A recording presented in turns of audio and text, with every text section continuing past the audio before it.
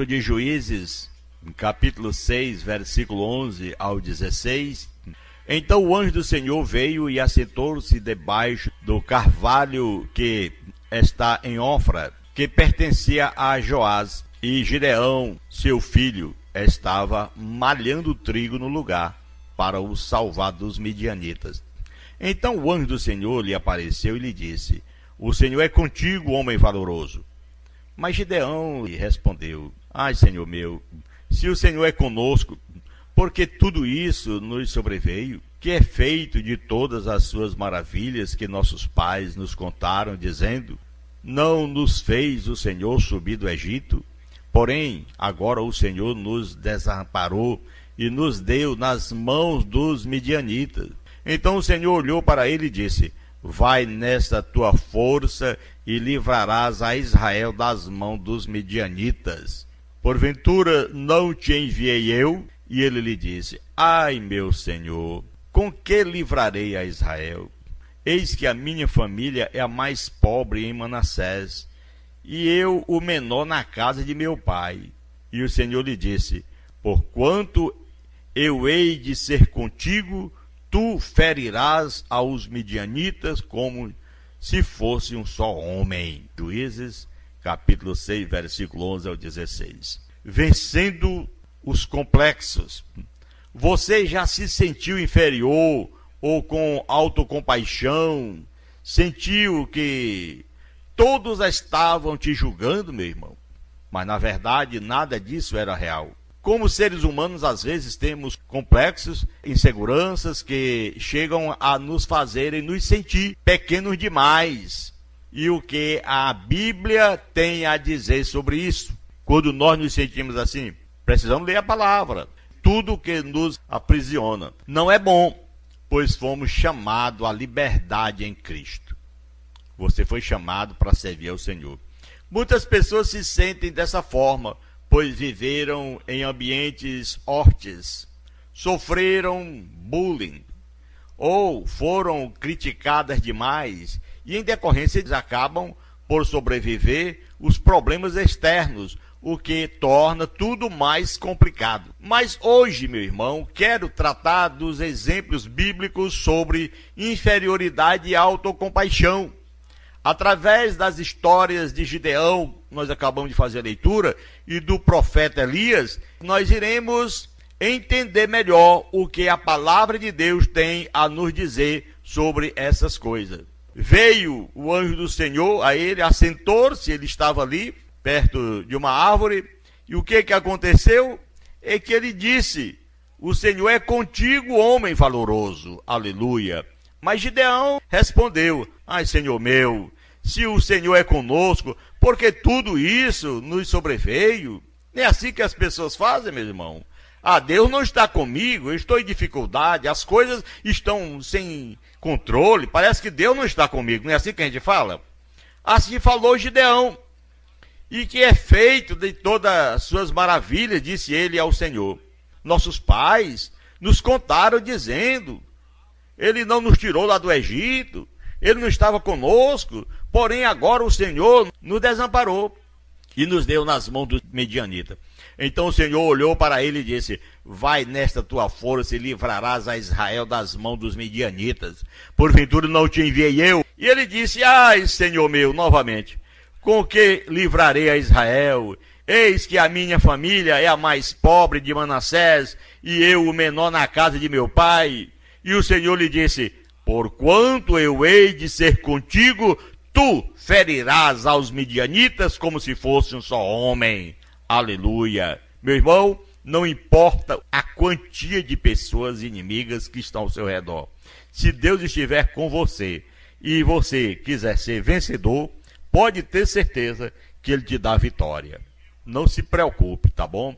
Em Juízes 6, 11 a 16, vemos Gideão em um momento de conflitos em meio ao seu povo que estava sendo massacrado pelos inimigos. Às vezes, momentos que o inimigo está massacrando a gente. Em Gideão havia um sentimento de pequenez que o levou a se esconder. Nesse verso 11 mostra: e apesar de sua família era inferior, com relação às demais. É o verso 15. Diante disso, Deus Nosso Senhor levantou a estima de Gideão, chamando de homem valente. Aleluia!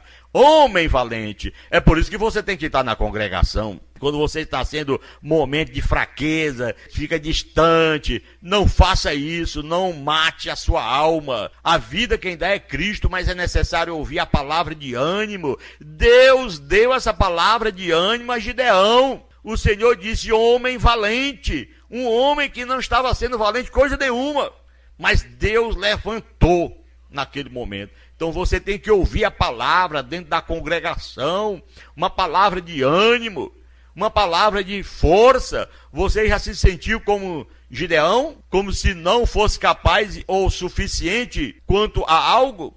Não é nada legal, meu irmão. O complexo de inferioridade tira a nossa capacidade de acreditar naquilo que somos capazes e mais do que isso. Nos cega quanto ao que Deus é capaz de nos usar. Pois mesmo que você não se sinta à altura, se o Senhor te chamou, Ele irá te capacitar. Se Ele permitiu você entrar em certa posição ou lugar, Ele tem um propósito nisso. Permaneça firme esperando em Deus.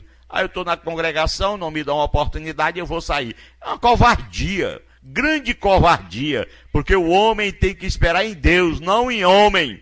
Você é filho ou filha do rei, dos reis, dono de toda sabedoria e conhecimento. E isso também não é motivo para nos vangloriarmos, até porque o príncipe da paz, Cristo Jesus, glória a Deus, foi o maior exemplo de humildade e de humanidade que já vimos, como está escrito em Lucas 14, 11, tudo que se exalta será humilhado e tudo que se humilha será exaltado. É preciso que o homem ouça a palavra e pratique. Ter humildade, se sentir inferior, são coisas diferentes, lembrar-se disso, pois a humildade é caracterizada por uma forte aceitação de si e dos demais como seres ou o mesmo valor. Isso nos mostra a humildade. Sendo assim, meu irmão, nem superiores nem inferiores. Portanto, não acredite que você não tem valor, pois você foi comprado por alto preço pelo sangue de Jesus Cristo. Quer ver o exemplo de Elias? A autocompaixão.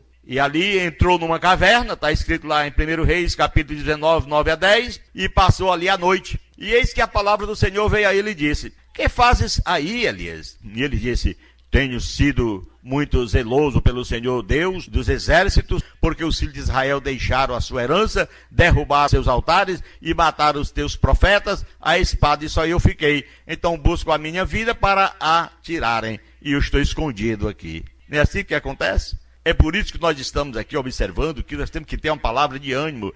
Está na hora de vencer os seus complexos. Tá bom, meu irmão? Ser um vencedor. Aleluia. Como a palavra de Deus mostra. Elias também estava na sua autocompaixão. Ah, meu Deus, eu vou me esconder, eu sou fraco. E não é isso. Elias foi um dos profetas mais usados por Deus. Como assim fugiu de Jezabel, quando ameaçado de morte, e se escondeu em uma caverna. Foi ali na caverna que Deus perguntou duas vezes, que fazes aqui, Elias?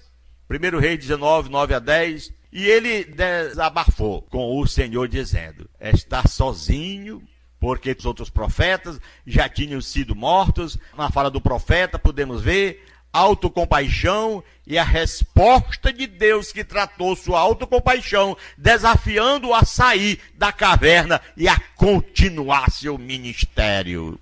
1 Reis 19, 16 a 19. Irmão, amigo, você que está nos ouvindo, continue. Autocompaixão é algo muito comum e que acontece às vezes logo após alguém se sentir inferior e indicar ter pena de si mesmo. Às vezes acontece. Quando a pessoa pensa que está só, então começa a ter dó de si própria para suprir sua falta de apoio. Infelizmente, este é um sentimento vazio que só traz perda de tempo. Como está escrito em 2 Timóteo, capítulo 1, versículo 7, porque Deus não nos deu espírito de temor, mas de fortaleza e de amor e de moderação. Deus não quer saber do homem covarde. O homem tem que ser positivo, o homem tem que ser valente, aleluia. Mesmo que todos os seus amigos e familiares se afastassem dele, mesmo que tudo pareça confuso, ainda assim tem alguém do seu lado, meu irmão, que você sempre poderá conversar. Quem é? O Senhor dos Exércitos. Então, ao invés de autocompaixão, lembrar-se de que você tem um melhor amigo e pai no mundo, você não é uma vítima de tudo. Assuma a sua responsabilidade e lute para mudar a situação. A conclusão de tudo isso, nessa rápida palavra, para que você tenha liberdade e que você observe o que nós estamos falando, está na hora de vencer os seus complexos. É exatamente essa a nossa conclusão. Talvez você esteja vivendo num momento delicado, onde advertências elas podem parecer um pouco mais duras do que são, mas ainda acho válido perguntar: você quer ser uma lagarta que vive a rastejar, ou quer ser uma borboleta que voará e viverá e vencerá o inimigo e viverá o imaginável? Meu irmão, bem para que essa transformação ocorra, é preciso se preparar para o futuro, construir um casulo, e o primeiro passo é abrir seu coração diante de Deus. Abra o seu coração, diga para o Senhor: estou pronto a ouvir atentamente a sua instrução, Senhor. Mesmo que todos tenham te decepcionado, existe alguém que jamais te decepcionará. Este é Jesus Cristo, o nosso Salvador. Esta é a nossa conclusão. Sinta esse prazer de servir a Deus. Está na hora de vencer os seus complexos. Tá bom, meu irmão? Amigo que está nos ouvindo. Querido Deus e Pai que está no céu, em o nome de Jesus Cristo, nosso Salvador, eu te peço, Pai, que o Senhor venha abençoar poderosamente, Senhor, a todos aqueles que estão nos ouvindo. Aquele que está fraco, o Senhor venha fortalecer. Aquele que está caído, o Senhor venha levantar. Aquele que está quase que cego, o Senhor venha curá-lo, fazer ele enxergar. Aquele que não fala, que o Senhor venha dar palavras. Assim faça a obra na vida dessas pessoas que precisam vencer os seus complexos. Em o nome de Jesus, Pai, eu te peço, em o nome de Jesus, Senhor, eu te agradeço desde agora e para todo sempre. Você que ora, diga amém e tenha essa graça no seu coração, no nome de Jesus.